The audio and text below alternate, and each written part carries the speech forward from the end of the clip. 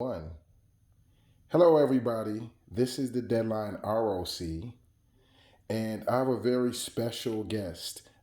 This is the Elders message, and this is my mother. So, can you introduce yourself, ma'am? Hello, my name is Carson, and I uh, am a retired educator, a guidance counselor. All right. And so, can you tell us a little bit about your own educational background? Where did you go to high school? I went to York High School in the Yorktown area in Virginia and graduated there, and then went on to Howard University, got my bachelor's there, and then my master's. Okay. And can you share a little bit about your experience at Howard University and what it was like? Well, first, I would say that it was a pinnacle experience. And I went there because I wanted to get away from home and I wanted to go not too far, but I did want to go to a historically black college. And so, as I did my research, Howard was the one for me. I wanted to go to one of the top colleges, one of the top predominantly black colleges. And I would say that I learned so much there. What was fantastic is I what I was surrounded by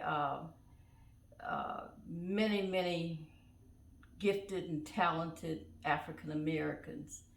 The high school that I'd gone to was predominantly white, and so going to a predominantly black college was a great experience, being surrounded by my own people and just seeing the many gifts and talents that are among our people.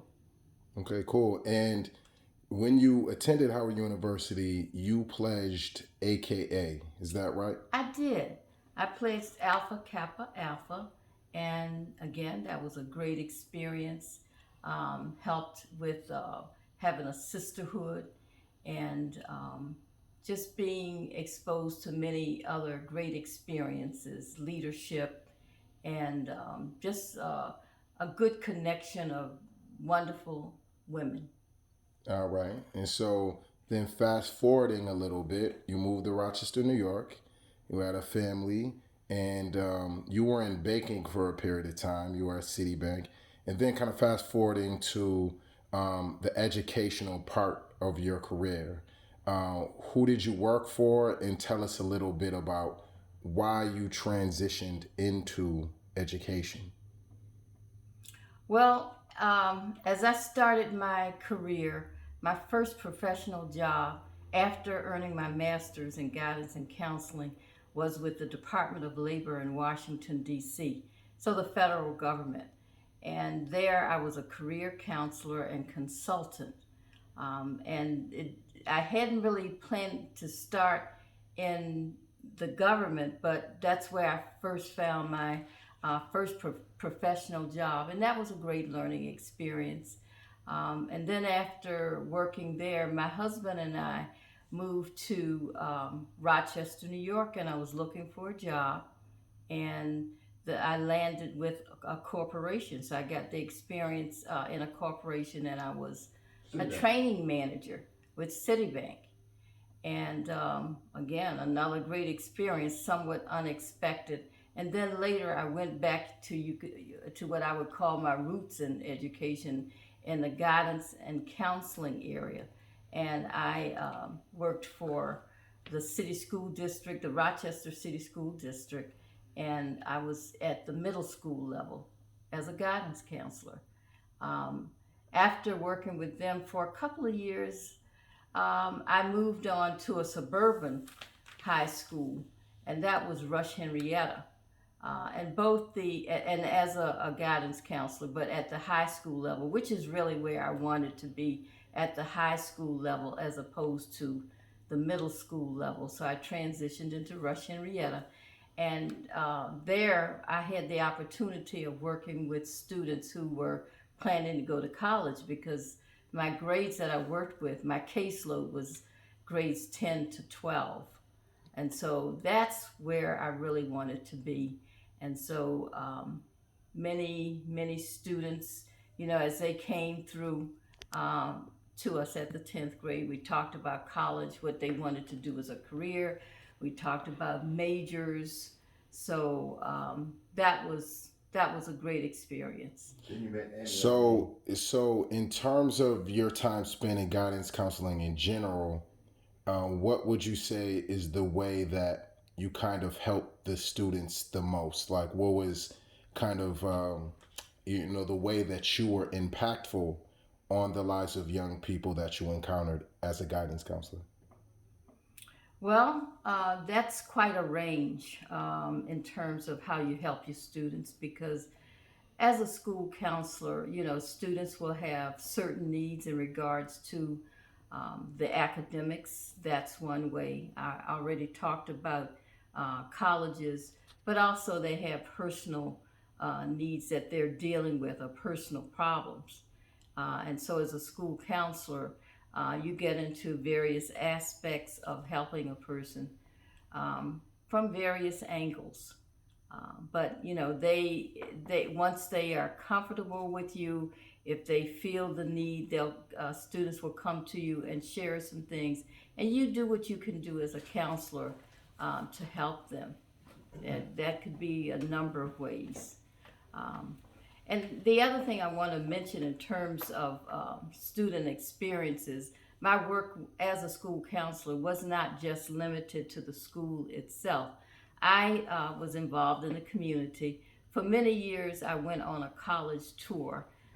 It was with the Annie Elamine tours where we went south and we talked to, we had students go on the tours for about a week or so and we would cover the HBCUs, the historically black colleges in the South, and so that was a way of giving some direct information as to what colleges are looking for, what standards they need to meet, and so on, and how the financial end, how would they be able to afford colleges. Very nice. And so then also you attend Mount Olivet Baptist Church and you do some work with the youth there and have been for many years. Can you talk about the type of work that you do with the young people at Mount Olivet Baptist Church that's located in Cornhill, Rochester, New York? Can you talk about the program that you have there? Well, the first program that I worked with, which was from a community and outreach standpoint, was I was director of a tutoring program that we had at Mount Olivet. We had students come to the church. They would be elementary up to high school, and we worked with them on their academics. We had a program. Many volunteers came in to help during the week. That was, of course, after school program. Later, I began to work with what I call the 12th grade program, where we have students focus on various subjects for enrichment and for their next journey. Because as a 12th grader, obviously, they're looking to graduate and go on. And so we covered such topics as um, financial aid, um, just what we talked to them about where were planning to go, and we also had a spiritual mission with that program, where they had to give a speech on a scripture in June at the end of their senior year. But we talked about we have other subjects like effective presentations, how to give speeches. Um, we talked about healthy living, things that they should focus on, and we would have groups come through each year. All right, very nice. And so we're about to wrap up this interview because you provided a phenomenal kind of wealth of information based on your career, basically as like an advocate for people in general, but as youth, advocacy for the young people.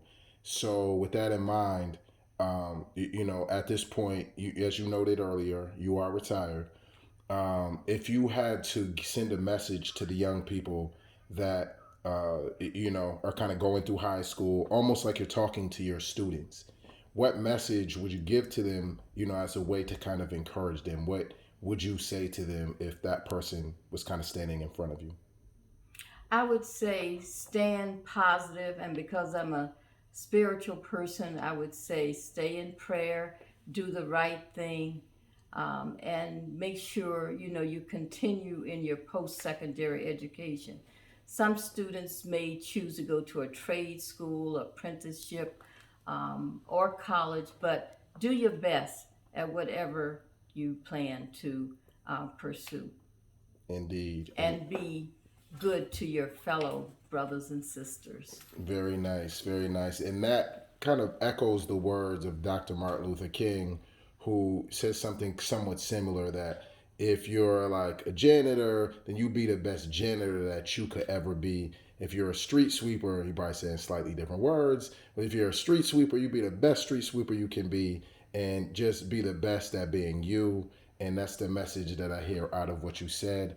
And that's all for this interview at deadlineroc.com. Just before we take off, did you want to give any shout outs to anybody that may see this? Maybe some of the Randalls. Did you want to big anybody up, Ma? Well, what I would say at this time, because it's right before this big election, if you're old enough to vote, make sure if you haven't voted already, make sure you get out there and take care of that ballot. That's real. All right. So this has been an amazing interview by my mother, aka Miss Raynaide Carson. Thank you for your time, ma'am. And we are signing out. Diallo Payne / Craig Carson signing out for the Deadline ROC.com.